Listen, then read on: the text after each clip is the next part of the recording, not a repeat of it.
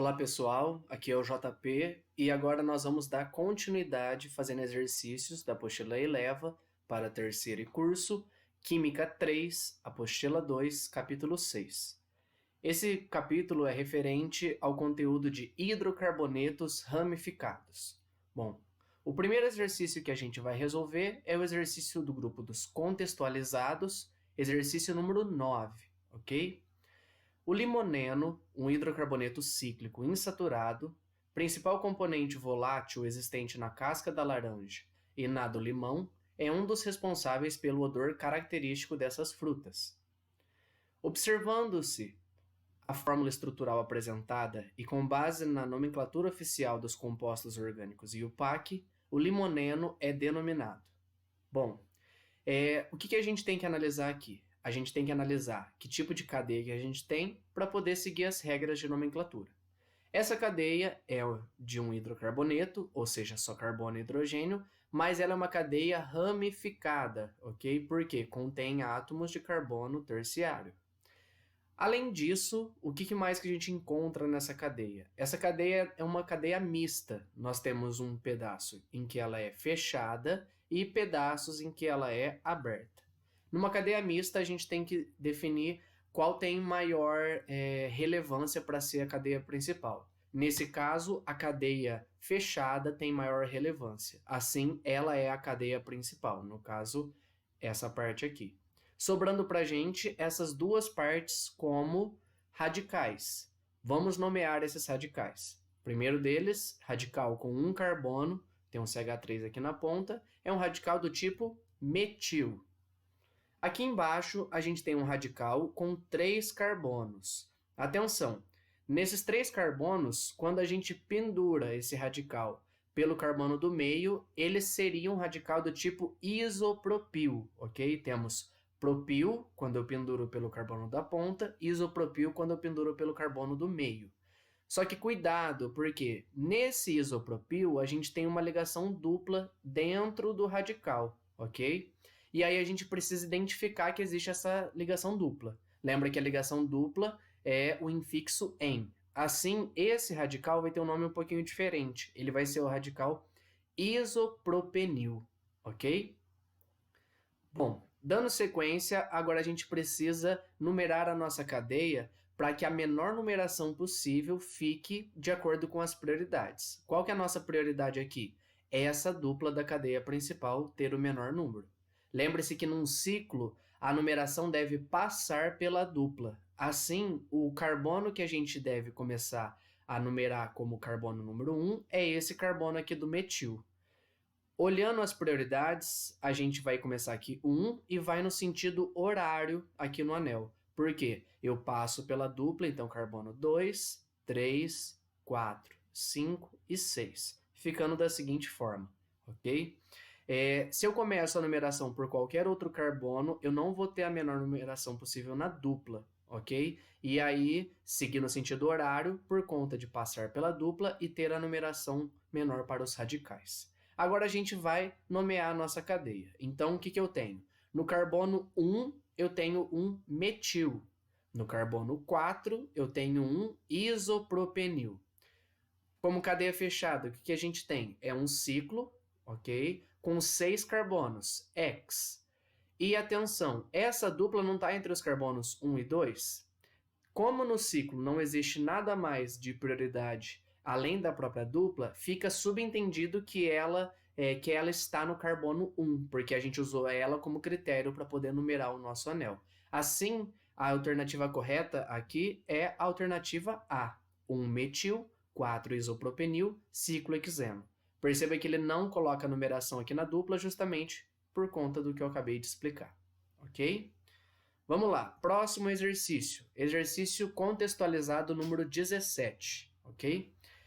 O ciclo hexano, diferentemente dos cicloalcanos menores, que apresentam os átomos de carbono em um mesmo plano, apresenta duas estruturas espaciais interconversíveis, que possuem o mesmo ângulo entre os carbonos. Nas duas conformações, os planos dos anéis dividem o espaço em 2 semiespaços, o superior e o inferior. Como há 2 hidrogênios ligados a cada carbono, um dos hidrogênios ocupa o semi-espaço superior e o outro ocupa o inferior. O ciclo hexano possui várias aplicações na indústria, e uma das mais frequentes é a produção de alguns tipos de nylon. Também é usado como solvente industrial, extrator de óleos vegetais e na formação de fungicidas. A seguir você encontra as diversas formas de representação do ciclo hexano. Então vamos dar uma olhada aqui. Deu essas 3 representações e ele nos pede o seguinte. Primeira coisa, escreva sua fórmula molecular. Bom, temos aqui 6 carbonos, por isso ciclo hexano, ok? Ligação simples entre eles. E para cada carbono nós temos 2 hidrogênios ligados, que são as bolinhas azuis. Ou seja, a fórmula molecular C6H12. Vale aqui lembrar da fórmula geral de ciclo alcanos, que é CnH2n, ok? Alternativa B. Vamos lá. Indique os ângulos entre os carbonos nas duas estruturas. Atenção aqui. Cada um dos carbonos do ciclo hexano faz 4 ligações simples, ok? Se a gente lembrar lá de hibridização, 4 ligações simples, tenho aqui um carbono sp3. Sendo um carbono sp3, ele tem geometria tetraédrica. Na geometria tetraédrica, o ângulo que se forma, e aqui ele falou que é o mesmo ângulo em qualquer uma das estruturas. O ângulo que se forma nesse caso é um ângulo de 109 graus e 28 minutos, ok? Alternativa C. Analisando as duas estruturas, cadeira e barco, indique a mais estável. Bom, o próprio exercício fala pra gente que a gente não encontra na natureza o anel dessa forma aqui, com todos os carbonos no mesmo plano. Nós encontramos essas duas conformações aqui na natureza. Vamos descobrir aqui qual delas é mais estável. Lembra que a estabilidade está relacionada com o estado de energia, ou seja, quanto menor o estado de energia, maior a estabilidade de um composto. Então, como que eu vou ter um menor estado de energia? Vamos lembrar aqui uma coisinha das aulas de hibridização. Na hibridização, para eu poder organizar as nuvens eletrônicas, o que eu tinha que fazer? Mantê-las o mais distante possível, por conta da repulsão entre uma nuvem e outra. Aqui funciona da mesma forma. Se eu pensar aqui, tirando os 4 carbonos que estão no mesmo plano, se eu tento analisar esses 2 carbonos, assim como esses 2, o que eu tenho aqui? Eu tenho essas duas nuvens eletrônicas, esses 2 carbonos, bem mais próximos do que nesse caso aqui. Em qual deles que vai haver maior repulsão? Maior repulsão tenho aqui, o que não dá estabilidade ao composto. Assim, o composto mais estável, né, a conformação, aliás, mais estável para o ciclo hexano, é a conformação cadeira. Por quê? Porque a repulsão entre os 2 carbonos das extremidades é menor, já que eles estão mais separados. Ok? Continuando. Agora nós faremos o exercício de aprofundamento, exercício número 21, ok? Esse é um exercício que vai englobar um pouquinho do conceito também de estequiometria. Considere que a gasolina seja constituída apenas de 2,2,4-trimetilpentano. Se abastecermos um veículo com 25 mols de gasolina, qual será a quantidade de dióxido de carbono que será lançada na atmosfera quando toda a gasolina for consumida? Bom, e aí ele deu os dados aqui das massas atômicas do carbono e oxigênio. Vamos tirar aqui algumas informações importantes. Então ele falou que o que eu chamo de gasolina nesse exercício é apenas 2,2,4-trimetilpentano, ok? Outra informação, ele falou assim que eu vou abastecer o veículo com 25 mols de gasolina. O que ele quer saber? Ele quer relacionar gasolina com a quantidade de dióxido de carbono. No caso, pelas alternativas, a massa do dióxido de carbono que é formada.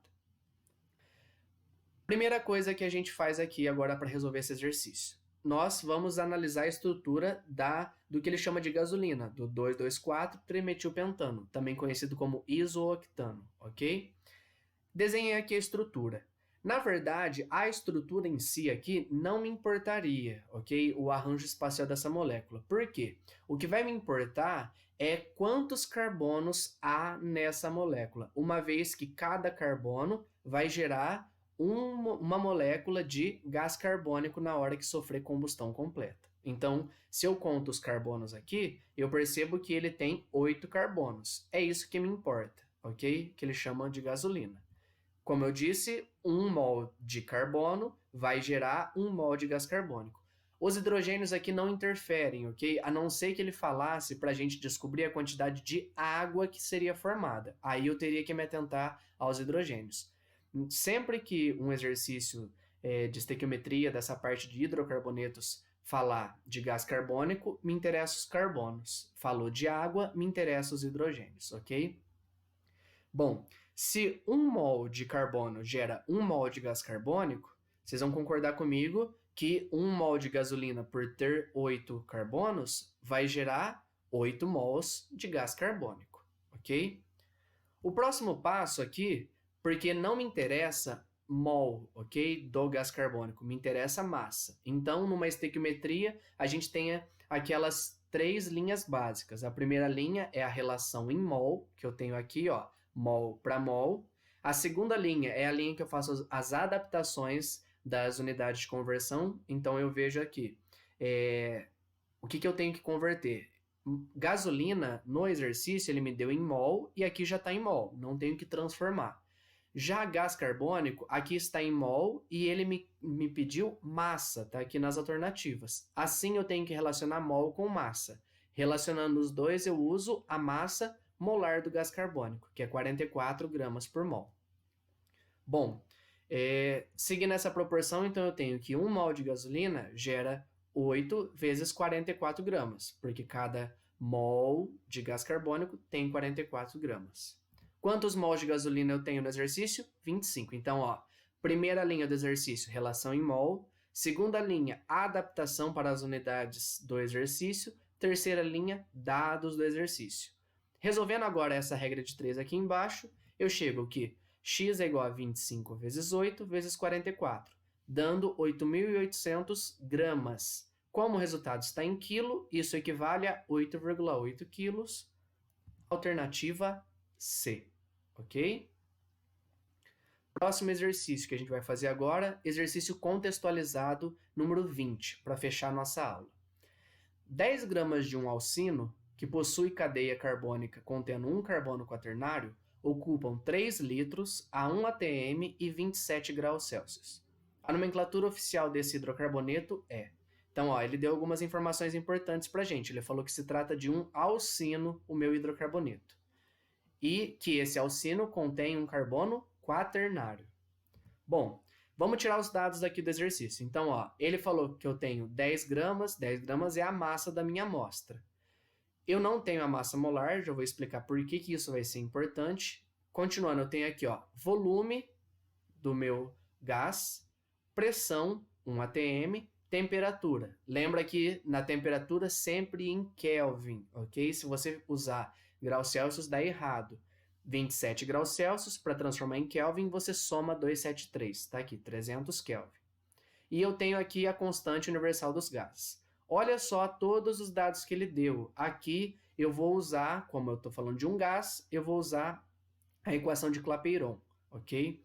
Por que a massa molar vai ser importante? Preste atenção, de todas essas unidades aqui de medida, né, de todas essas grandezas que eu estou medindo aqui, o que identifica o composto como sendo aquele composto é justamente a massa molar. Então, se eu quero descobrir o alcino, eu tenho que descobrir primeiramente qual é a massa molar desse alcino, ok? Bom, pela equação de Clapeyron, a gente tem aqui que PV é igual a nRT. Assim, eu tenho aqui número de mols é a mesma coisa que eminho, massa da amostra, por emão, massa molar. Substituindo aqui cada um dos valores, perceba que ele me deu todos os valores, faltando apenas a massa molar. Pressão é 1, volume é 3, massa da amostra 10, constante dos gases 0,082 e temperatura em Kelvin 300. O M está dividindo, ele vai passar multiplicando. Então, 3M, quando eu resolvo essa conta, chega em 246. Ou seja, o emão, que é a massa molar do meu alcino, é 82 gramas por mol. Bom, descobri a massa molar dele. Agora a gente vai usar o que a gente viu na nossa aula de hidrocarbonetos, que é a fórmula geral dos alcinos. Um alcino tem fórmula geral CnH2n-2. Assim, se eu faço aqui, ó, cada carbono, pelos dados, tem massa atômica 12. Então, como eu tenho N carbonos, eu vou ter 12 vezes N. Cada hidrogênio tem massa atômica 1, então eu vou ter 1 vezes 2N menos 2. Fazendo aqui a distributiva, né, desse 1 vezes 2N, 2N, 1 vezes menos 2, menos 2. Isso tudo tem que ser igual à massa molar que eu descobri, que é 82. Então, ó, 12N mais 2N, 14N, menos 2 igual a 82. Passa o 2 negativo para lá, fica 84. 14 está multiplicando, passa dividindo. Ou seja, eu descubro que o meu N é igual a 6. N é justamente, se você olhar aqui, o número de carbonos no meu composto. Ok? Bom, com isso a gente já consegue eliminar duas alternativas. Por quê? Vou voltar aqui, ó. Sem eu desenhar essa estrutura, eu já consigo perceber que ela tem mais que 6 carbonos. Ó, pente são 5, dimetil. Cada metil tem 1 carbono. Então, são 2 carbonos aqui, com mais 5, já dão 7 carbonos. Então, eu já elimino aqui a alternativa C. Assim como aqui, ó, na alternativa E, but, são 4 carbonos, met é 1 carbono, totalizando 5 carbonos. Também não dá 6, então já elimino essas duas. Faltou para mim aqui, ó, essas 3 substâncias aqui, essas 3 moléculas para eu analisar. Vamos voltar no texto. Ele fala que é um carbono quaternário. Carbono quaternário é aquele carbono que está ligado a 4 átomos de carbono diferentes, ok? Olhando aqui nas ramificações, a gente consegue perceber, se eu desenhar aqui essa estrutura, que justamente esse carbono, que é o carbono número 3, ele está ligado a 1, 2, 3, 4 carbonos. Ele é um carbono quaternário, ok? Então, justamente o que a gente precisava. Só reforçando aqui o nome dele, ó. No carbono 3 eu tenho 2 radicais metil, por isso 3,3-dimetil. 4 carbonos é a cadeia principal, but. No carbono 1 eu tenho uma tripla, but-1-ino. A alternativa correta é a alternativa D. Agora você pode pensar assim, nossa, mas eu não vou lembrar a fórmula geral de alcinos. Como que eu posso resolver?